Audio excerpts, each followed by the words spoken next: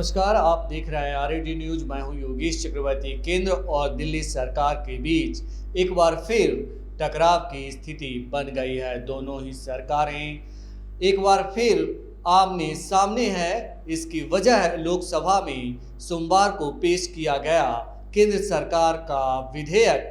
केजरीवाल ने सोमवार को बीजेपी पर आरोप लगाया कि वह लोकसभा में एक नया विधेयक लाकर उनकी चुनी हुई सरकार की शक्तियों को बहुत कम करना चाहती है, लिहाजा केंद्र सरकार का विधेयक असंवैधानिक है।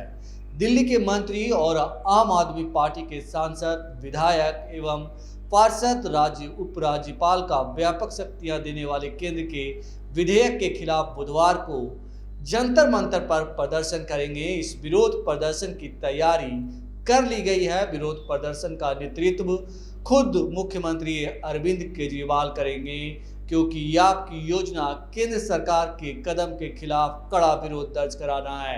राज्य में कैबिनेट मंत्री गोपाल राय ने कहा है कि दिल्ली के सभी कैबिनेट मंत्री, विधायक, आप सांसद और पार्षद विरोध प्रदर्शन में हिस्सा लेंगे।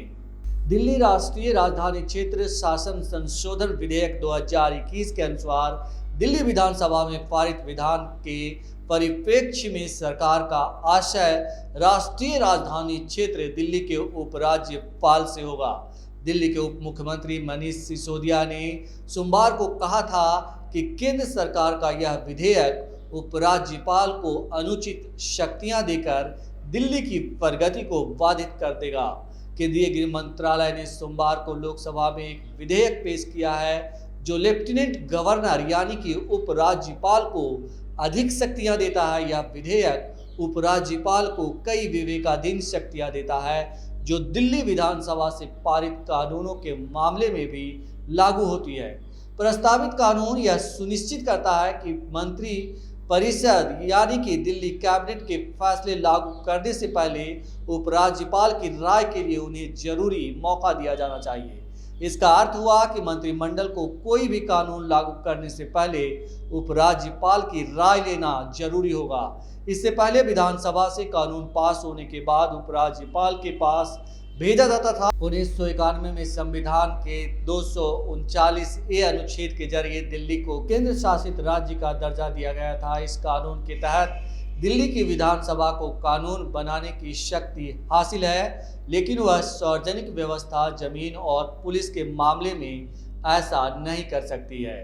दिल्ली और केंद्र सरकार के बीच टकराव कोई नई बात नहीं है। दिल्ली की आम आदमी पार्टी सरकार बीजेपी शासित केंद्र सरकार के राष्ट्रीय राजधानी को लेकर किए गए प्रशासनिक मामलों को चुनौती दे चुकी है। दिल्ली की राष्ट्रीय राजधानी क्षेत्र सरकार विधेयक 2021 को सोमवार को केंद्रीय गृह राज्य मंत्री किशन रेड्डी ने पेश किया। यह विधेयक 1991 के अधिनियम के 21, 24, 33 और 44 अनुच्छेद में संशोधन का प्रस्ताव करता है।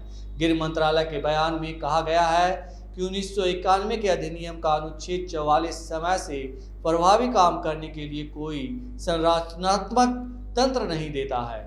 दिल्ली के मुख्यमंत्री अरविंद केजरीवाल ने इसके बाद एक कई ट्वीट किया है। दिल्ली की जनता के खारिज करने के बाद बीजेपी विधानसभा में 8 सीटें, एमसीडी उपचुनाव में 0, आजकल लोकसभा में एक विधेयक के जरिए चुनी सरकार की शक्तियां कम करना चाह रही है। विधेयक संवैधानिक पीठ के फैसले के विपरीत है। हम बीजेपी के असंवैधानिक और लोकतंत्र विरोधी कदम की कड़ी निंदा करते हैं। इसके बाद अगले ट्वीट में केजरीवाल ने लिखा है कि बिल कहता है कि दिल्ली के लिए एलजी का मतलब सरकार होगा, फिर एक चुनी हुई सरकार क्या करेगी?